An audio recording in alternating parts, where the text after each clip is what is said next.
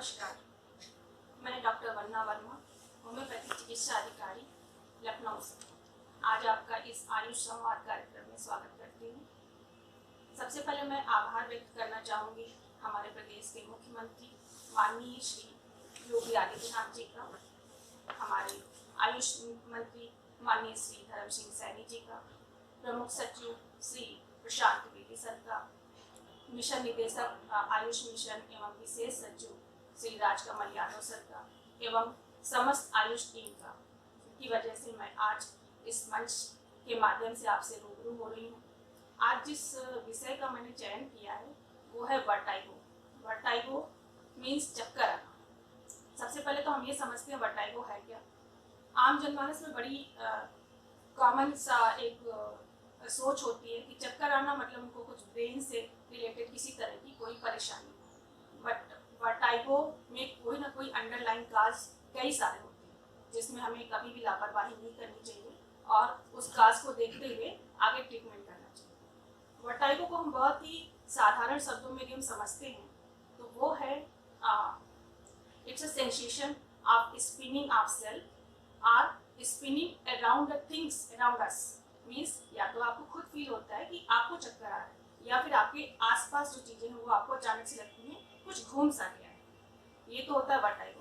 But vertigo के साथ जब मरीज आता है तो वो कई सारे अंडरलाइन काज बताता है। मीन्स उससे जुड़ी हुई और भी समस्याएं, नौसिया होना मतलब उबकाई सी आना या उल्टी फील होना, सर में भारीपन होना, ये सारी साथ में समस्याएं हो सकती हैं। बट पेशेंट को देखते हुए हम डायग्नोज कर पाते हैं। इवन वो अपना सिम्टम बताता है, उसी आधार पर हम समझ पाते हैं इसका क्या रीज़न है। और वर्टाइगो की नहीं तो फिर कुछ हम लोग कुछ डायग्नोस्टिक जांचें होती हैं जिससे भी हमें पता चलता है कि वो किस वजह से उसे चक्कर आ रहे हैं। जांच में जनरली हम लोग CT स्कैन या MRI वगैरह करा लेते हैं। इसके बाद हम आते हैं वर्टाइगो के काजेस क्या हो सकते हैं। वर्टाइगो को मेनली तो हम दो पार्ट में डिवाइड करते हैं, एक सेंट्रल काज होता है और दूसरा पेरिफेरल काज होता है। सेंट्रल काज जो है ब्रेन से जुड़ा हुआ है, मतलब ब्रेन में किसी तरह का ट्यूमर होना या किसी तरह की हेड में इंजरी हो गई हो उसकी वजह से चक्कर आना।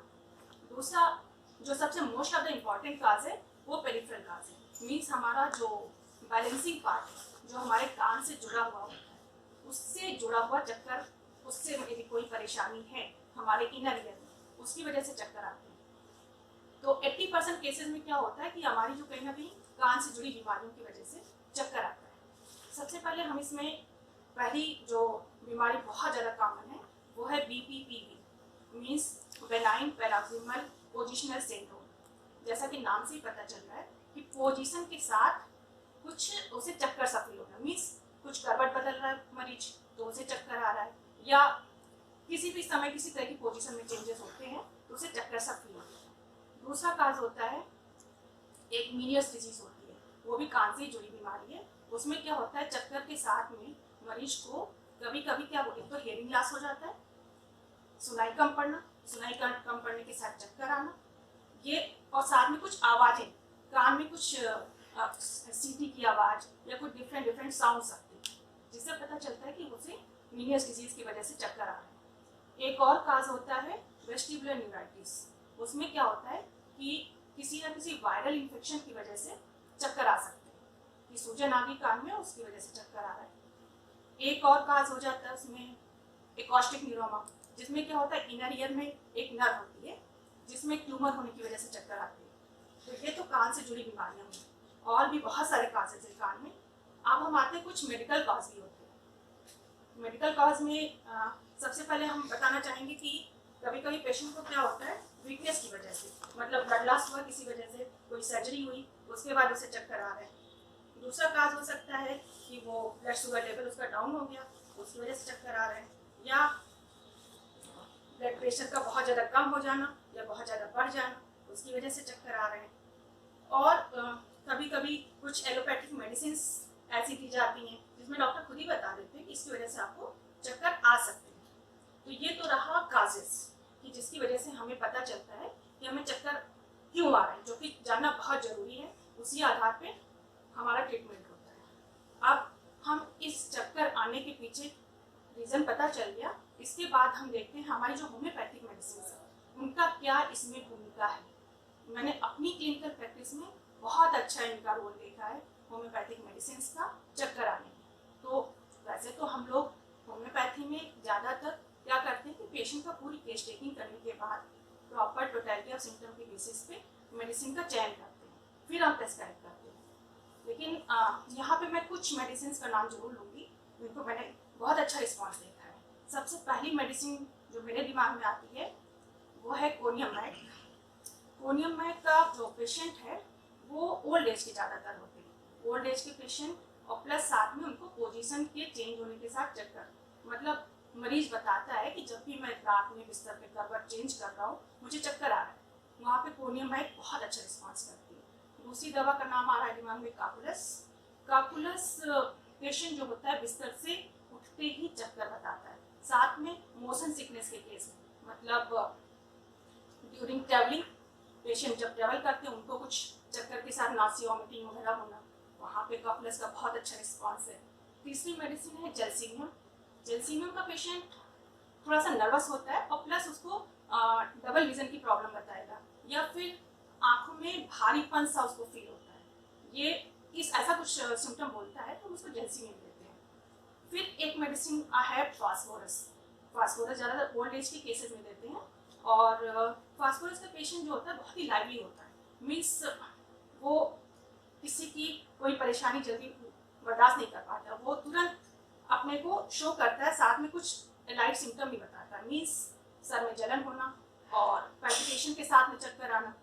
ये तो हो गया फास्फोरस के केस में। और कुछ कभी कभी क्या होता है मरीज बड़ा इंडिकेटिव सिम्टम देते हैं, जैसे यहाँ पे हम हाइपेरिकम का नाम लेंगे। हाइपेरिकम हम लोगों में एक औषधि है जिसमें क्या होता है, पेशेंट बोलता है कि vertigo only at night and with urging to urination, मतलब केवल रात में ही चक्कर आ रहा है और चक्कर के साथ क्या हो रहा है उसे यूरिनेशन की अर्जिंग होती है, वहाँ पे हम हाइपेरिकम यूज़ करते हैं। इसके बाद एक नाम याद आ रहा है थेरिडियन। थेरिडियन बहुत अच्छी मेडिसिन है। पेशेंट कहता है कि मुझे आँख बंद करने से चक्कर आ रहा है, आँख बंद करने से चक्कर में जैसे ही वो आँख बंद कर रहा है उसे चक्कर, और साथ में कुछ उसके सिम्टम्स ऐसे होते हैं जैसे बोलता है वो नॉइज़ के प्रति बहुत सेंसिटिव होता है, मीन्स उसको आसपास की जो आवाज़ें हैं उससे उसे बहुत ज़्यादा दिक्कत होती है, मीन्स लगता है कुछ साउंड जो है भेजते हुए चले जा रहे हैं, वहाँ पे थेरिडियन यूज़ करते हैं। एक मेडिसिन आ रही है चिन्मम सल्फ। चिन्मम सल्फ मिनियस डिजीज के जो पेशेंट होते हैं उसमें हम यूज़ करते हैं, मतलब उसे डिफरेंट टाइप की साउंड्स होंगी, हियरिंग लॉस होगा, वहाँ पे चिन्मम सल्फ का बहुत अच्छा रिस्पॉन्स मिल रहा है। कभी कभी पेशेंट डर जाता है, उसकी वजह से उसे चक्कर आ जाता है, बहुत सिंपल सा है, अचानक डरा और चक्कर आ गया, वहाँ पे एकोनाइट बहुत अच्छा रिस्पॉन्स है। ऐसे ही कुछ पिकुलियर सिम्टम में मैं बताना चाहूँगी मिलीफोलियम।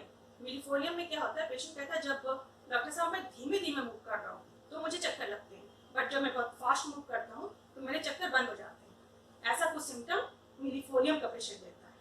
आंखें खोलने पे जैसे चक्कर आ रहा है, वहाँ पे टबैकम का बहुत अच्छा रिस्पॉन्स है। ऐसी ऊपर देखना नीचे देखना, सीइंग डाउनवर्ड्स, वहाँ पे हमारे कालिया है, स्पाइजीलिया है, इनका बहुत अच्छा रिस्पॉन्स है। लास्ट में चाइना का भी मैं बोलूँगी, ड्यू टू ब्लड लॉस या किसी तरह की मतलब एनीमिक है पेशेंट, उसकी वजह से ब्रेन को प्रॉपर सप्लाई नहीं पहुँच रही है और चक्कर आ रहे हैं उसको, तो वहाँ पर हम चाइना 30 को देते हैं। इस तरह से हमारी मेडिसिन बहुत सारी हैं, और जिनको हम बहुत कॉमन मेडिसिन थी उनको मैंने यहाँ पे आपके समझ रखा, लेकिन पेशेंट से पूरी हिस्ट्री के बाद ही कर पाते हैं कि टोटलिटी ऑफ सिम्टम की बेसिस पे कि क्या उसकी पर्टिकुलर मेडिसिन होगी। तो ये तो रहा होम्योपैथिक मेडिसिन का रोल। और लास्ट में मैं यही कहूँगी कि जो वर्टाइगो है उसको कभी भी लाइटली नहीं लेना चाहिए, ज़रूर आप अपने डॉक्टर के संपर्क में रहें, उसका अंडरलाइन काज को ढूंढें, उसके बाद ही आप ट्रीटमेंट प्लान करें, किसी योगी चिकित्सक के पास जा करके आपको अपना वर्टाइगो का वो आगे के लिए ट्रीटमेंट के लिए देखना चाहिए। इसी के साथ मैं